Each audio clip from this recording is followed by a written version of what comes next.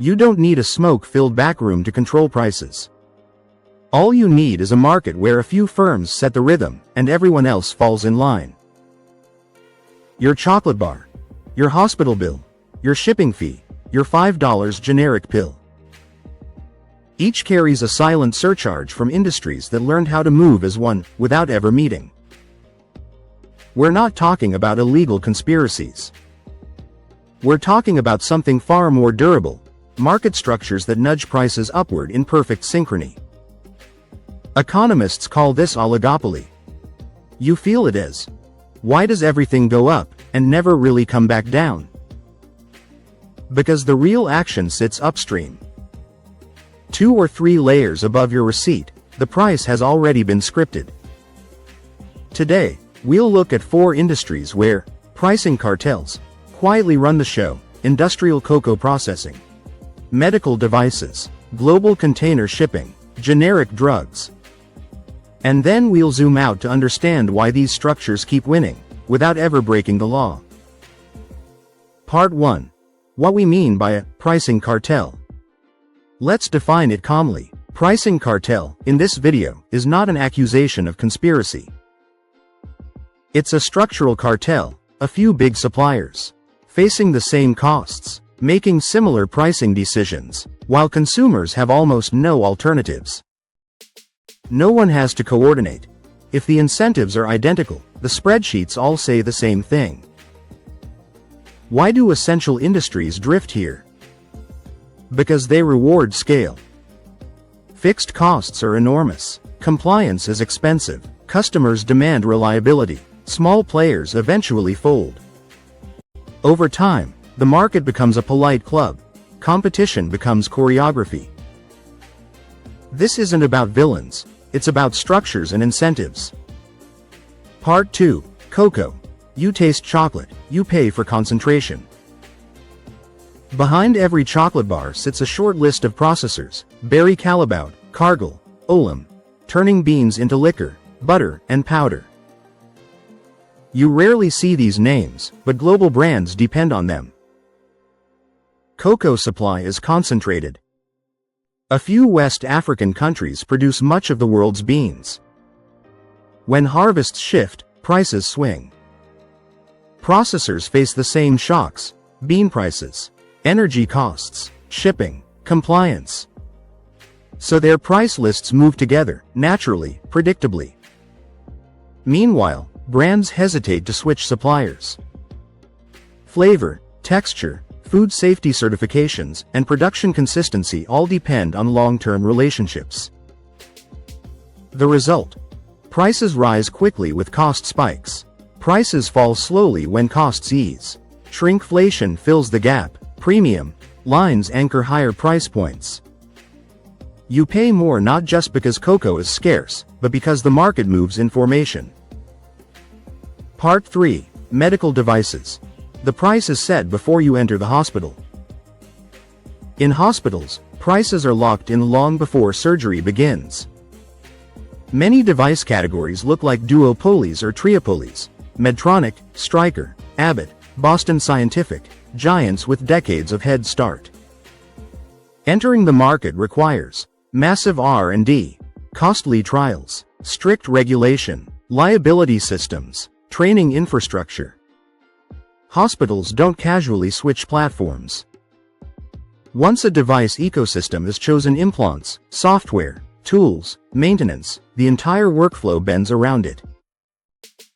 That creates stickiness. Prices rarely fall. Instead, next-gen models appear, service bundles shift, warranties expand, average revenue per procedure creeps upward.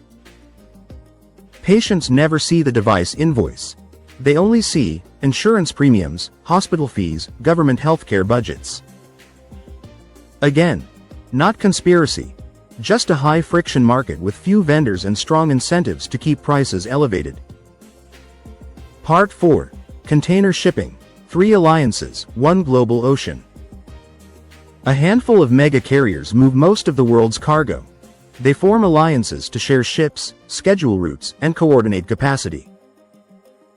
Ships cost billions. Ports are bottlenecks.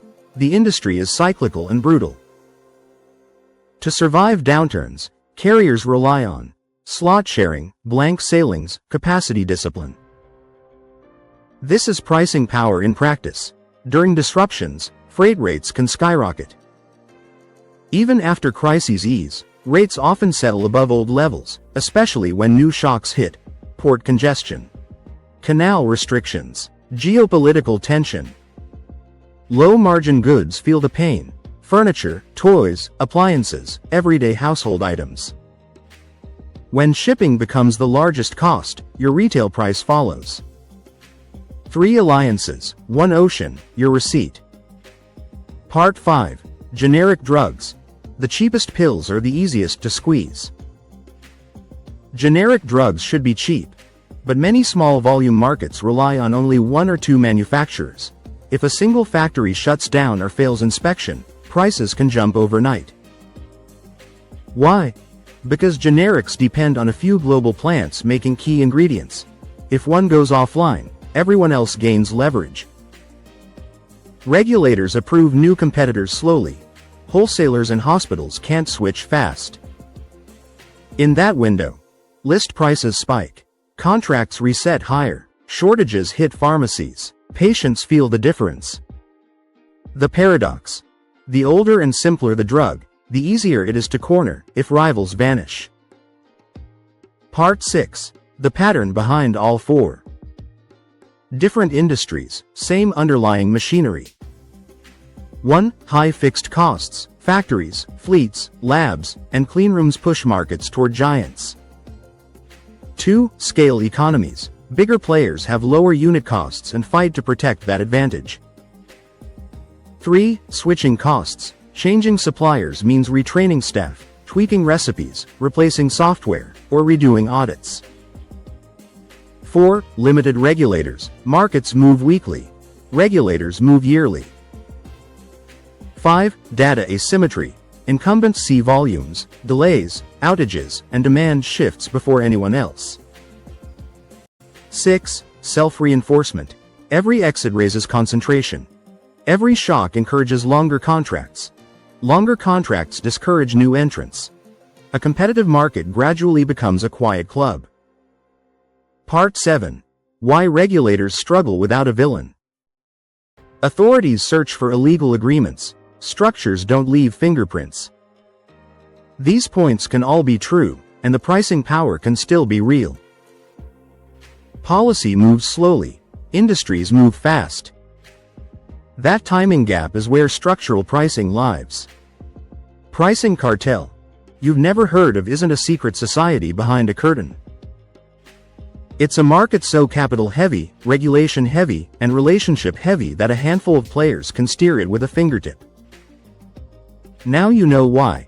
Chocolate bars shrink, freight surcharges linger, device costs drift upward, old drugs suddenly become expensive. You're not imagining it. Your wallet has a design language, and the dictionary sits upstream. No outrage required, just literacy. Stay curious, stay sharp.